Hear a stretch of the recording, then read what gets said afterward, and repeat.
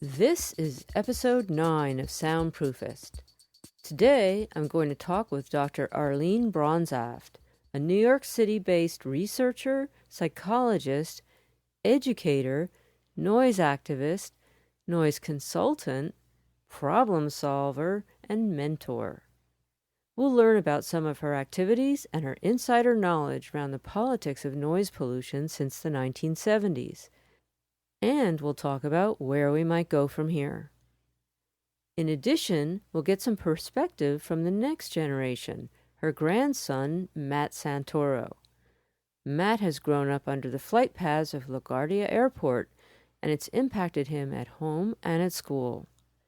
In this episode, you'll hear examples of how noise affects everyone, young and old, urban and rural, and every economic group, though most often, those with the least amount of money get affected the most. Can you tell us how you got involved originally with noise issues? Well, I am an environmental psychologist. And as an environmental psychologist, we're interested in those variables like light and sound that impact on us as human beings. And I was giving a lecture on noise in a classroom when a student of mine said she had to tell me something. And what she told me was that her son was attending class adjacent to an elevated train in the city of New York in the Upper Manhattan, and that the train passed the classroom every 4.5 minutes, and the children could not learn at that time. And the parents of the children in those classrooms adjacent to the elevated train tracks were going to sue the city of New York. Wow. Because they believed that the trains were disrupting their learning. Well, as the wife of an attorney, I didn't think they could sue because you have to prove damages. So I told the mother that the mother would really have to show that the students weren't doing as well. And that's when she said, "Can you help us?" So I did. I went to the principal of the school. I asked to look at the reading scores of the children adjacent to the train tracks, and then to compare them to children on the quiet side of the building, the other side. Perfect experiment. Same school, same neighborhood, teachers are comparable, same principal. The only difference was the exposure to the train noise or not. And it turned out that by the 6th grade, the children in the classes adjacent to the tracks were nearly a year behind in reading. Wow, that's pretty amazing. And that's significant. Yes. Oh, the paper was published in a peer-reviewed academic journal. But the next question should be, did you help the children? Publishing a paper as an academic does not necessarily lead to results. And the mother asked me to help the children, not to publish a paper. And so what I did is I went to the Transit Authority, found out they had a procedure that would have quieted the tracks, asked them if they would test out that procedure adjacent to that school. They agreed. People at the Transit Authority, the Board of Ed agreed to put acoustical ceilings in the classrooms. People who know New York City wondered how I got these two agencies to go along with this. And I have to thank the parents, the media, the public officials. The study I published got a great deal of attention. And it turned out that after the abatements were in place, I was asked to go back again to do another study. And this time it was quieter in those classes adjacent to the track, and the children on both sides of the building were now reading at the same level. Wow, that's very impressive. It was. These are the two landmark studies in the field. What's good about it is that after these studies, other people did comparable studies with aircraft noise, traffic noise. And guess what?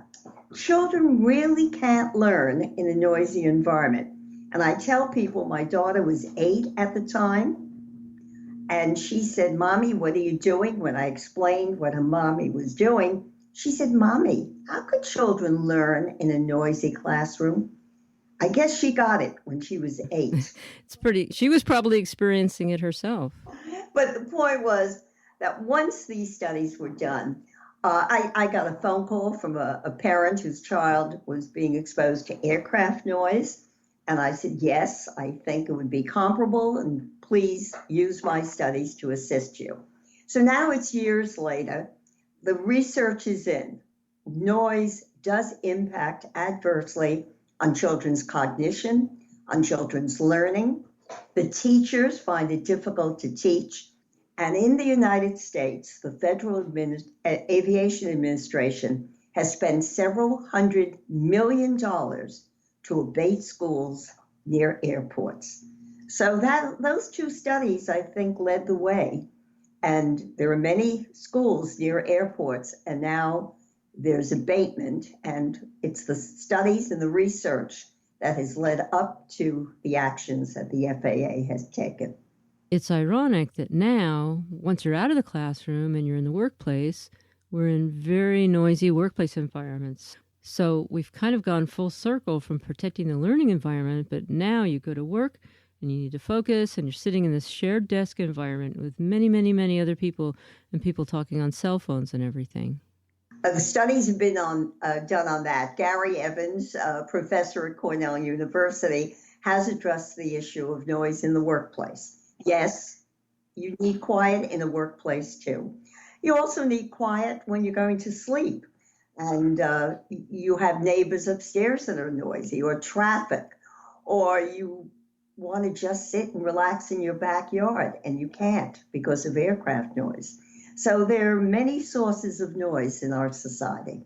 And some of my concerns now are not just in those types of environments, but the part that you can't control at all. Like, for example, the people going through neighborhoods every day, at least where I live, with leaf blowers, for example. I mean, the level of noise there and the lack of control over it is almost as bad as having an airplane flying overhead for 45 minutes. There is an organization, Quiet Communities, and I am in touch with Jamie Banks, who oversees the agency, the organization rather, and they are working with cities, and legislation is being introduced for the quieter lawn equipment. The thing about noise is that we really can lessen the noise. This is not rocket science.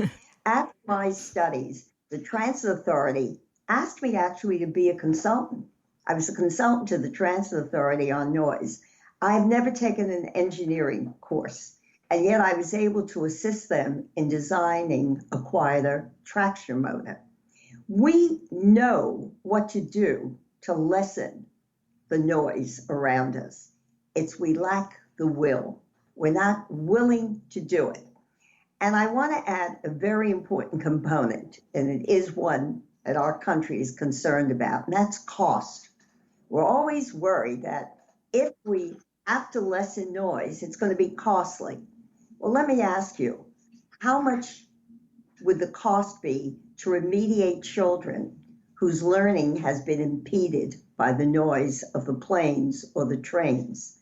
And we now have studies that show increased risk for cardiovascular disease in people who live near airports. How much will it cost to take care of these people? What about medical costs and education costs?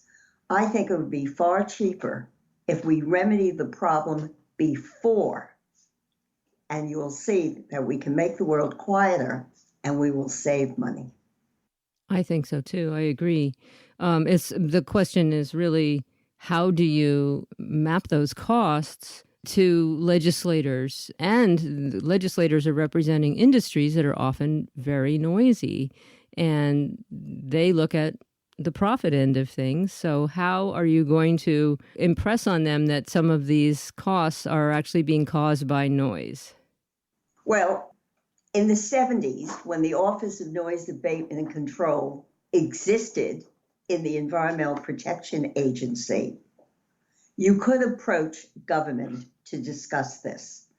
The people who were involved in EPA, and we had two very excellent men who headed EPA, William Ruckelshaus and Russell Train, and they understood that noise could be abated.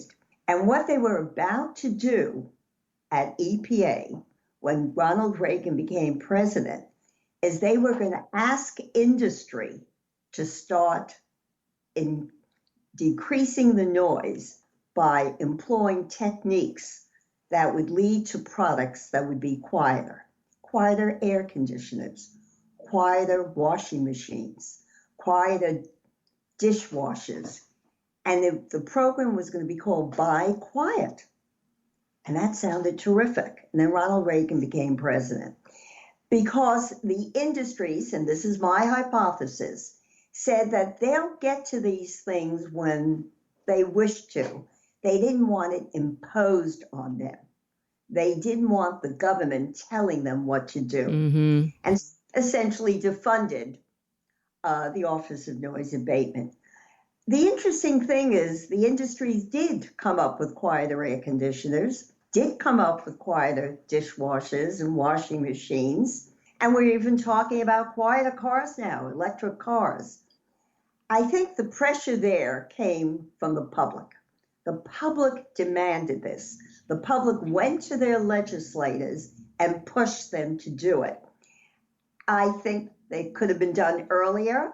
I still think the Office of Noise Abatement and Control should be in existence.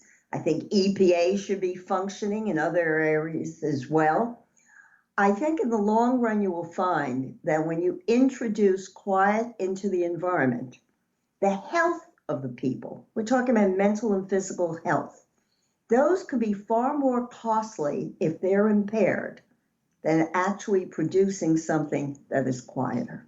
It's interesting because there was a lot of emphasis on energy saver appliances, and I think in some cases, the energy saving aspects of some of these appliances also made them quieter.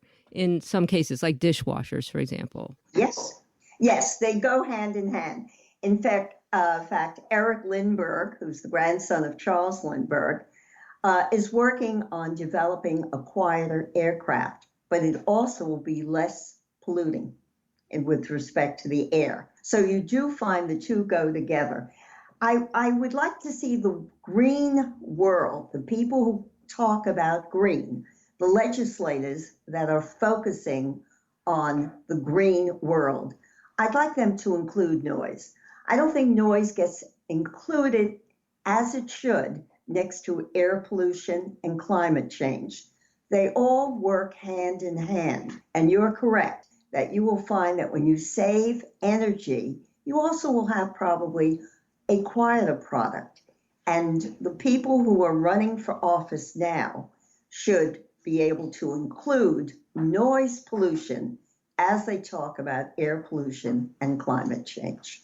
When we had this conversation a few weeks ago and I talked to Jon Stewart, and the question is really like, why are certain environmental groups not engaged in the noise issue? And I think part of it is that we have so many large problems to solve that are really urgent that people are not focusing on noise because it seems like maybe almost a problem for privileged people as opposed to climate change, which affects everyone. But in fact, they both affect everyone.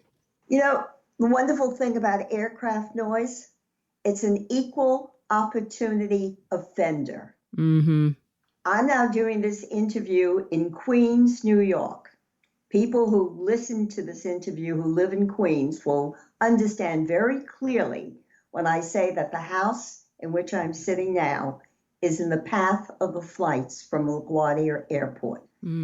Probably could not do this interview outside, even though my daughter has an enclosed deck to this home. You will still hear the airplanes. And as I'm talking to you, I hear an airplane now. So you will find that when it comes to noise, people are equally being offended by it, whether they live in a wonderful neighborhood on Long Island in New York City. My daughter lived in Cheviot Hills in Los Angeles, and she was exposed to aircraft noise. And I wish Donald Trump would listen to this interview, because Donald Trump could not stand the noise of the planes going over his home in Mar-a-Lago in Florida. And he initiated a lawsuit, which he could not resolve So he decided to run for president, and now they're not sending the planes over his home. But here's a man with wealth and had this 20-year lawsuit because he couldn't get them to stop flying planes over his home.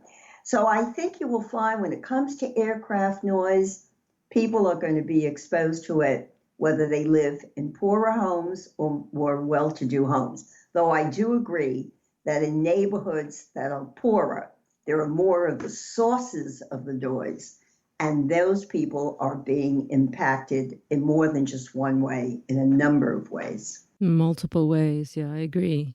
A lot of times the construction of homes in poorer areas may not have some of the enhancements that newer or more expensive homes have, such as soundproofing in the walls and construction with staggered studs and that sort of things that people do now to keep from noise transferring from one apartment to another.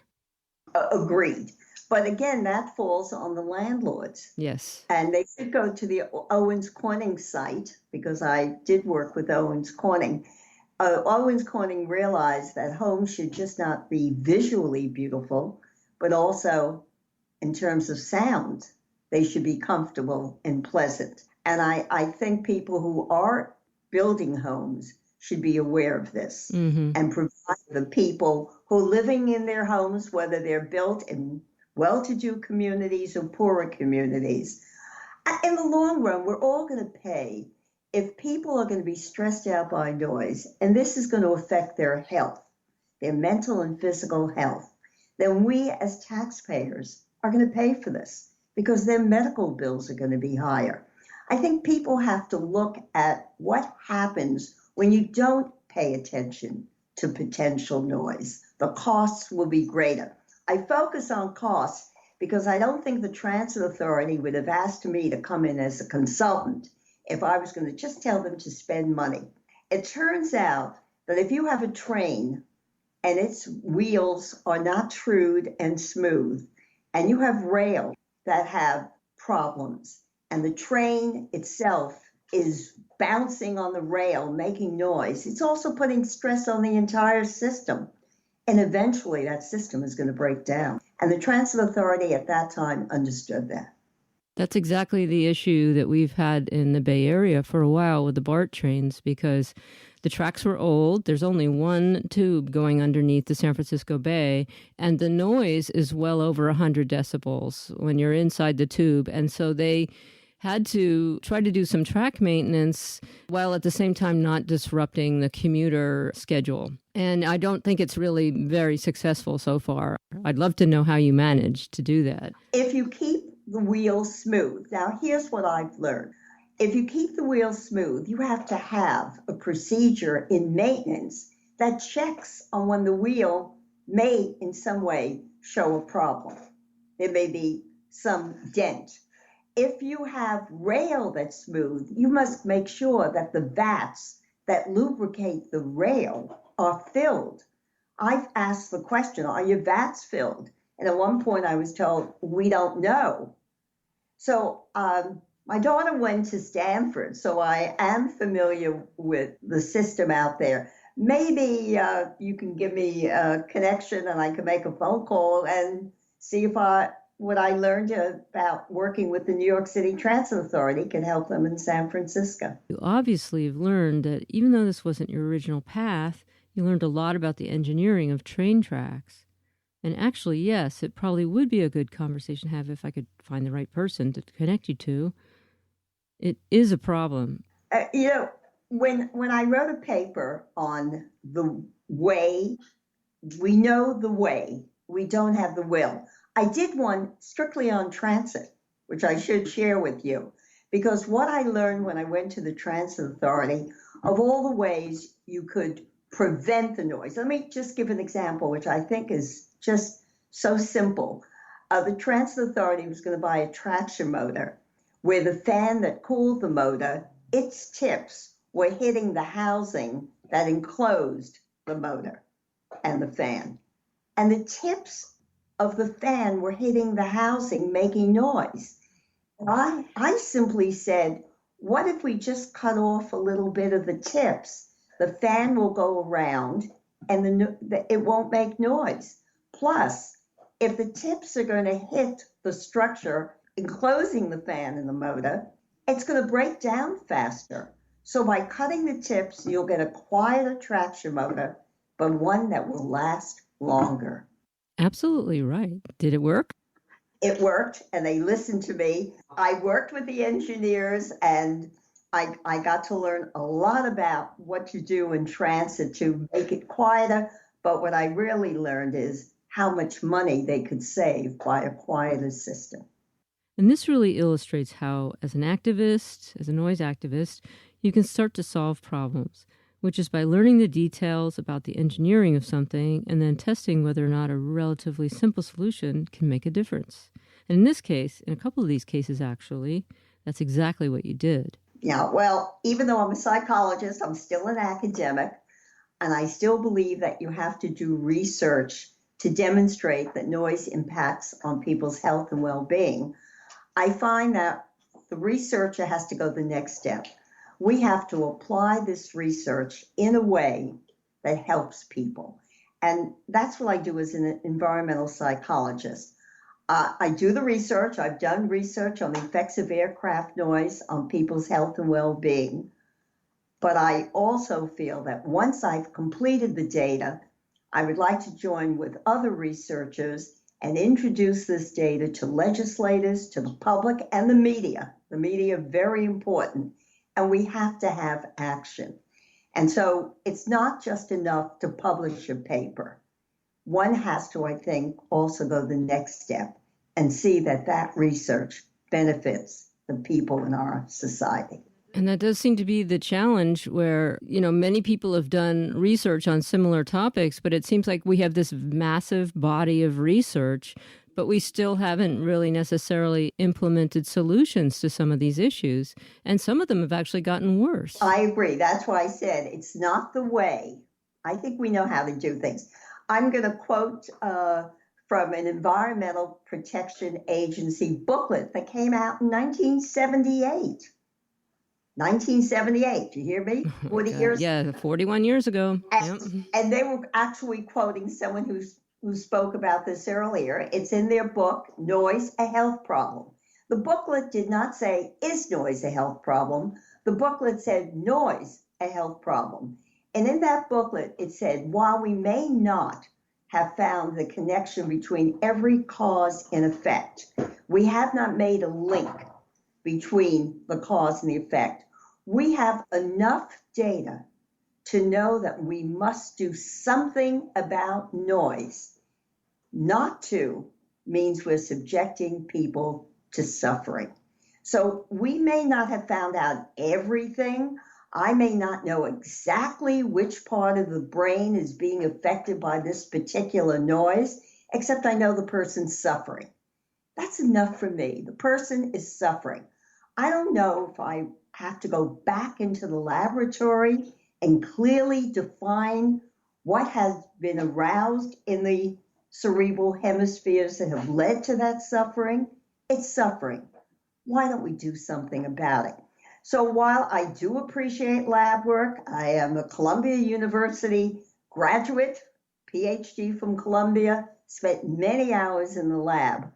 But if somebody is saying to me, I can't deal with this anymore, I just can't stand it, we have to stop those planes, I think that action should be taken with all due respect to the fact that maybe we can find closer links in the future.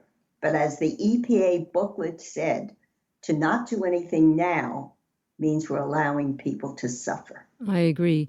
And I think also it's not just cardiovascular issues that can be triggered long-term from exposure to noise, but psychological issues. I mean, it's actually a form of torture in a way to not let someone be able to sleep without being disrupted by noise, random noise. And it can have a long-term impact on someone's psychological health, and that could lead to dangerous acts. Noise is stress. I serve, on the board of directors of Grow NYC. We run the farmers markets in New York City. We run recycling programs. We educate children about the importance of eating healthy. We have gardening programs, and we also have a section on noise. Anyone in the city of New York who has a noise problem can call me about it. And it turns out New York City noise is a major complaint to 311. I wish you could see the emails I get from people, and I wish you could listen to the phone calls I get and the suffering at the other end and the people crying of how stressful this is. Plus, they can't do their work. I'm dealing with two people now who are artists, and they're finding it's impacting on their ability to engage in their art. So you're 100% right. Mental stress, which in the future can lead to physiological disorders, means you're not living a decent quality of life. And according to the World Health Organization's concept of health, health is not simply the absence of symptoms. It is the failure to be living a decent, good life. I had no idea that you were getting all these letters. It's almost like you need a column or something, like a way that you could reach more people instead of having to deal with this one-on-one, because each person's problem is probably replicated many, many times across the city. But I have to deal with it because very often they can be neighbor noises. The person upstairs will not put carpeting down on the floor. Yes. So you have to hear the high heels at 6:30 in the morning. The person is playing her music too loudly. So I do work with complaint by complaint. Then I'll work with group complaints if it's dealing with aircraft noise. If they're dealing with a potential highway that's going to be repaired and they would like environmental impact statement to consider noise, repair of that highway, then I work with groups. So in New York City, if you go to Grow NYC and you go to our noise section, it does say if you have a noise concern, you can contact Dr. Bronzaft at Grow NYC, and then they forward the complaint to me. That's terrific. Thanks for that. I think I also have a link to that now on my website as well. Let's get back again for a minute to the Noise Control Act of 1972 and the demise of certain aspects of the EPA. Why do you think that it never moved beyond whatever, there's been no updates to the Noise Control Act in 1972? Is it because of Ronald Reagan and everything that happened after that? Well, I think the presidents after Ronald Reagan have to take some responsibility. Remember, it was Richard Nixon that set up the EPA, who gave us the Noise Control Act, the Clear Air Act. And then we had Gerald Ford and Jimmy Carter. And we have to give them credit, yes? Now we have Ronald Reagan, and then we had the Bushes, and we had Clinton, and we had Barack Obama, and now we have Donald Trump. So I think they have to get some responsibility. Mm-hmm. We do have a group of legislators that are working to try to get some attention paid by the FAA to the noise issue, and they have introduced legislation. We also at one time introduced legislation to refund ONAC, and I was working with the Center for Hearing and Rehabilitation, but this goes back years ago, in which we wrote to every single legislator asking to have refunding of ONAC. And somewhere in my records, I really have the names of all the people that said, yes, we'll work on that. And Nita Lowey, Congresswoman from New York, introduced legislation calling for the refunding. So the efforts were made, but we didn't have any cooperation from the person in the White House. So it isn't just Ronald Reagan. We have to talk about the George Bush. We have to talk about Bill Clinton. We have to mention Barack Obama and Donald Trump. There has not been interest from the executive branch in this issue. Now, there are some municipalities that do have stronger or more recent noise control acts in the local legislation. Whether or not they're enforced is another issue, of course. As I've looked into them, many cities do have a noise control act of some kind, but I'm not sure whether or not it's really made a difference in citizens' lives. Well, I can speak to New York City because we have the noise code, We've updated it. So we had the noise code in the 70s. We updated it 11 years ago. We even recently have updated the construction section. I'm not saying New York's code is ideal, because when it came out, and I did assist in its being developed and written, I had some criticisms, but it is a good start and we care about it. But the other thing New York City has, in addition to its code, it has an agency that is devoted to the enforcement. And that's really what you were addressing. Municipalities may have legislation that covers certain types of noise. Do they have an agency dedicated to the enforcement? Because laws that are not enforced are not worth the paper they're written on. So New York City has made an effort, and we've increased the number of agents. So yes, we do have a noisy city, but we also have wonderful sounds in the city. We have the ball dropping on New Year's Eve and the shouts accompanying that ball. We have the children at the Macy's Day Parade, and you want those sounds. I think in New York City, we recognized enforcement. So although the municipalities do have legislation, they have to make sure that they have agents that will be directed to the enforcement of that legislation. Good point. And I think anytime that you're in a very densely populated environment, that's very important, because small things can impact someone else much more than they would if you had lived in a rural area. And I think without the ability to enforce or do anything about, for example, neighbor noise or construction noise, which impacts a lot of us now because everything's being built up, you end up with people feeling disempowered and frustrated and nowhere to turn. Let me also address the issue of small towns. People talk to me about noise and they think of New York City, and I do serve as an expert witness.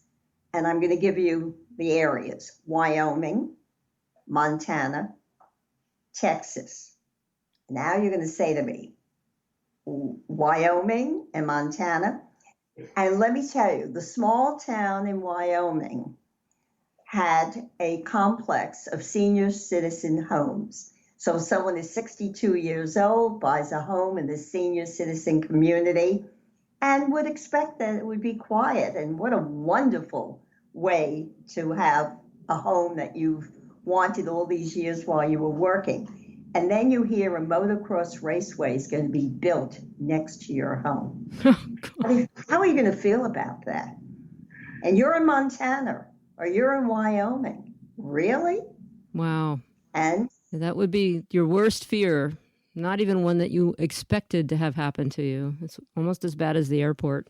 All right. So I can tell you, you can check out the cases, because the attorneys I worked with were excellent and the judges understood the impact of noise on people's health, and they were not built. The raceways were not. And the court cases, I think, are cases that people should look at, even if they're living in large urban centers, because the judges seem to understand the impact of noise on people's well-being. And I felt very good about that. Well, congratulations. That was great work. And great work to the attorneys.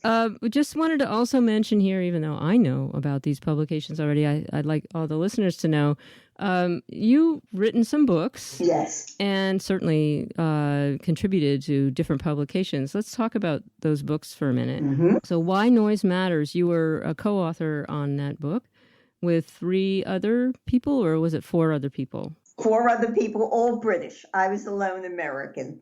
Listen to the Raindrops was a book for children, with an illustrated book for children. By Steve Parton. Let me just address that. New York City has gone beyond passing legislation dealing with noise and having an agency, the Department of Environmental Protection, enforcing the code. We also have at the Department of Environmental Protection an education arm. And I worked with them, and they've developed curricula for children from the first grade through high school which teaches them about the beauty of the good sounds in our environment and the dangers of noise. So that if you type in New York City DP sound and noise module, you will be able to access curricula to teach children, and that's where I think we should start, that there are dangers to noise, particularly the loud sounds that can hurt their ears. And then they have to look at the wonderful sounds. And my children's book, Listen to the Raindrops, which deals with the beautiful sounds as well as the noises, is part of that curriculum. And this can be accessed by anyone in the world so that they could start teaching children very early on to protect their hearing and to protect their ears and to recognize if the world becomes too loud, the beautiful sounds of the birds, the wind blowing in the trees, and the other sounds that are so precious will not be heard. Nice. What else would you like to share? Is there anything else you want to share with listeners here? Well, I think you should speak to my grandson, Matthew, and he's the one that could speak to how noise has affected him in this household. And he can also talk about a school that he attended that was noisy. Okay, great. Well, let's talk to him.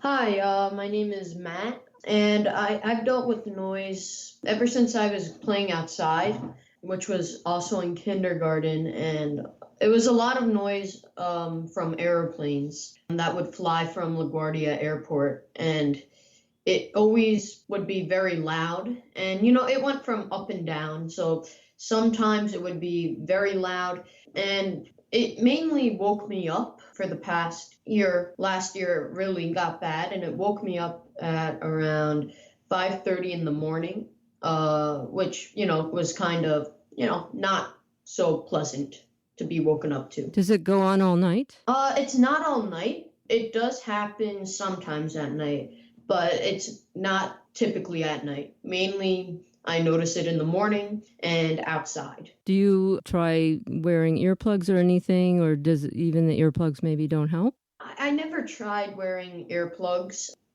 It's just a very annoying sound. And disruptive. It's very disruptive. Yeah.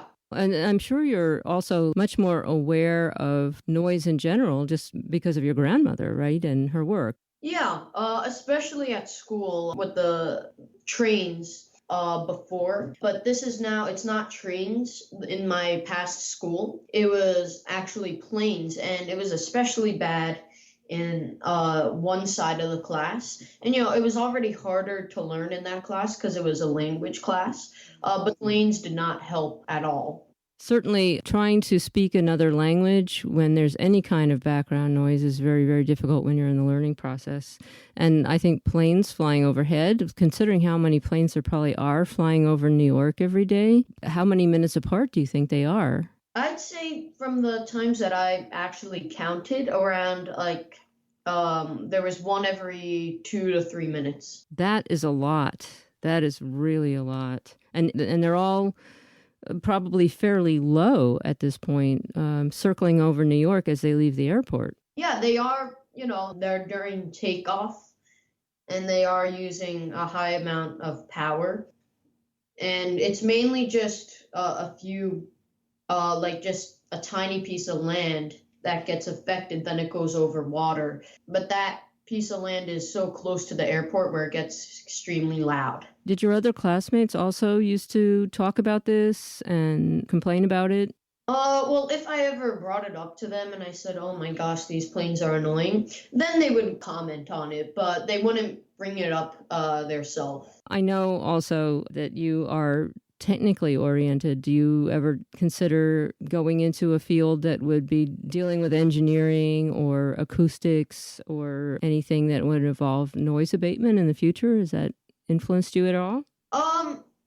Partially at some points, but that's never been like a go-to job. But I'd always be interested in engineering and trying to, stop noise and stuff, because I also am interested in aircrafts and stuff. And I'd like to fly an airplane one day, but, the noise would kind of get on my nerves, and it would be annoying to also be saying, oh, I could be like bothering people while I'm flying this plane. So I'd like to try to do something to make an engine quieter or something that would like at least make it a bit quieter but not silent. That would be nice though.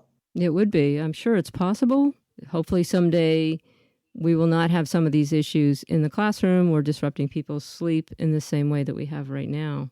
Do you think that there's enough awareness of people in your generation about how noise impacts their health in general? I actually don't think that people are that aware about the noise. There are many people that are, but I wouldn't say that there are a lot of people from my knowledge. And what do you think that is? Is it just not discussed, or is it that maybe people like to turn up their music players and maybe it might seem like it's no fun to talk about noise? Do you know? Yeah, possibly that. So when I'm in class and people are trying to wear their headphones during the class, they're actually listening to the music so loud where I can hear them even though they're in headphones. And those are just the small, like in-ear headphones. They're not like the ones that you wear over your head. And I don't think that they know that what they're doing could, cause hearing loss. A lot of people are not talking about it, in my experience, especially with the planes, because I still have friends that were in 7th grade when I was in 8th grade, and they also have probably that same room. And, it's sad just knowing that, they could be, learning about something, but they can't because of the planes that are going over. And it's just another example of how you can't really multitask. You can't really process two different things at once. So your attention may be focused more on the plane, but maybe they don't even realize it, that they're focused on the plane and not on the classroom for at least a few seconds. Yeah.